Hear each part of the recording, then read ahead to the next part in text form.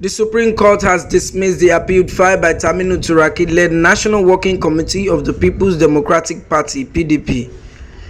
Delivering the majority judgment on Thursday, Justice Stephen held that the National Convention held in Ibadan, Oyo State, on November 15 and 16 last year was in defiance of an existing judgment of the Federal High Court, delivered by Justice James Omotosho.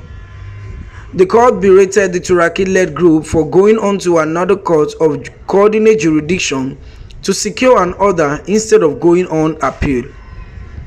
It described the move as an abuse of court process. The majority judgment adds that any litigant who engage in the act of abuse of court process does so at his or her own peril.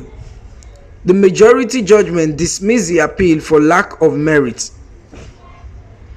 The Turaki group had asked the Supreme Court to set aside a Court of Appeal ruling that voided the convention for breaching a substituting court order.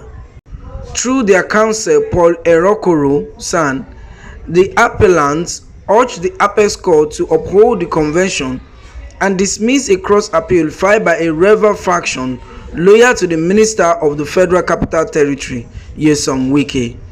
However, the respondents, including former Jigawa State Governor Sule Lamido, contended that the dispute transcends internal party matters and centers on disobedience to a valid court order.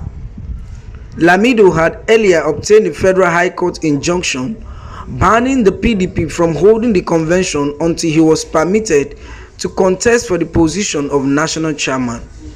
Despite the order, the party went ahead with the exercise, an action later declared unlawful by both the trial court and the Court of Appeal. The appellate court further ruled that the matter was not protected under the doctrine of internal party affairs and accordingly nullified the convention.